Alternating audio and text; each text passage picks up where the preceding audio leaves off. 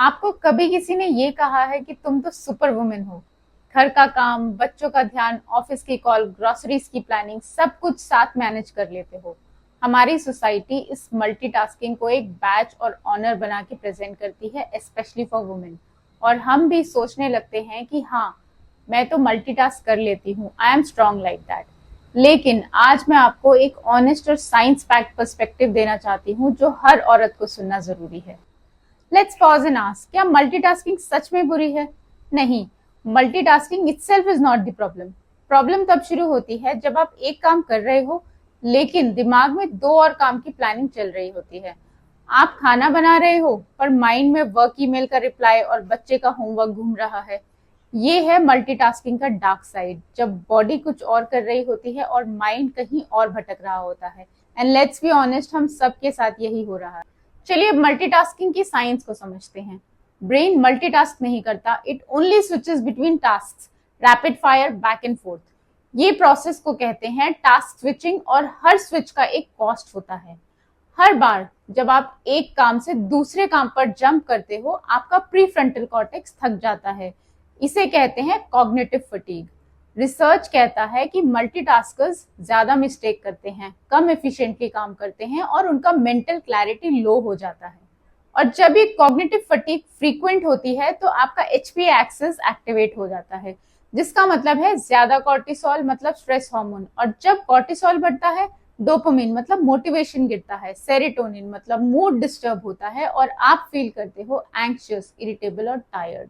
इसका इफेक्ट होता है आपके हार्मोनल हेल्थ पर, जैसे PCOS, PCOD, irregular periods, weight gain, acne और इवन फर्टिलिटी इश्यूज। जब बॉडी कॉन्स्टेंटली स्ट्रेस में होती है तो वो रिप्रोडक्टिव, डाइजेस्टिव और रिपेयर सिस्टम्स को स्लो कर देती है, because it thinks you are in survival mode. लेकिन सब मल्टीटास्किंग हार्मफुल नहीं होती। अगर एक काम ऑटोमेटिक है, तभी दूसरा काम अवेयरनेस के साथ हो सकता है।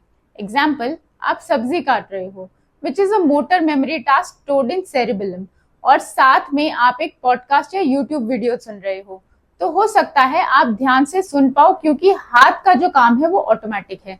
ये बर्नआउट नहीं लाता, ये फंक्शनल मल्टीटास्किंग है। लेकिन आप सोचिए, आप ऑफिस ईमेल लिख रहे हो और बीच में आपको याद आता है बच्चों का होमवर्क कैसे मैनेज होगा, हस्बैंड का बर्थडे प्लान करना है।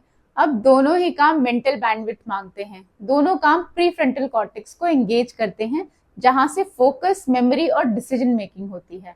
तो result, mental switching, mistakes, emotional fatigue और गिल्ट। और तब आपको लगता है मैं तो सब कुछ कर रही हूँ, पर फिर भी कुछ कंप्लीट क्यों नहीं हो रहा। ऑटोमेटिक टास्क जैसे brushing, cooking, walking use cerebellum and basal ganglia. Cognitive task जैसे ईमेल लिखना, प्लानिंग करना यूज प्रीफ्रंटल कॉर्टेक्स। दो हाई डिमांड टास्क एक साथ करने पर होता है टास्क इंटरफेरेंस, और ये लीड करता है डिसीजन फटीग, ज्यादा cortisol, emotional dysregulation and long term में बर्नआउट। तो क्या मल्टीटास्किंग माइंडफुल हो सकती है? Technically only sometimes. जब एक काम ऑटोमेटिक होता है और दूसरा लाइट कॉग्निटिव टास्क हो, तब थोड़ा बैलेंस हो सकता है। बट रियल अवेयरनेस तभी आती है जब बॉडी और माइंड एक ही काम में फुल्ली प्रेजेंट हो। वहीं क्लैरिटी, कामनेस और हीलिंग होती है। और हाँ, कभी कभी जिंदगी मल्टीटास्किंग डिमांड करती है, एंड दैट्स ओके। बट उसे अपना हैबिट मत बनने दो। Reconsider it before it becomes a pattern, क्योंकि ये पैटर्न साइलेंटली आपका एनर्जी लीक करता है। तो मल्टीटास्क जरूर करो, मगर बिना खुद को खोए। तो जब कोई कहे you are such a multitasker, तो एक बार खुद से पूछो, क्या मैं मल्टीटास्क कर रही हूँ या मैं खुद को लूज कर रही हूँ?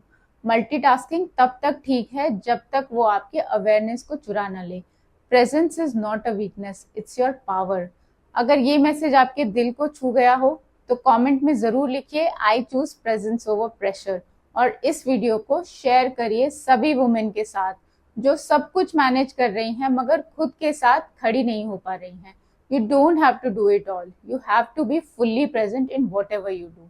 That's enough, that is powerful, and that is meditation in motion. जय हिंद।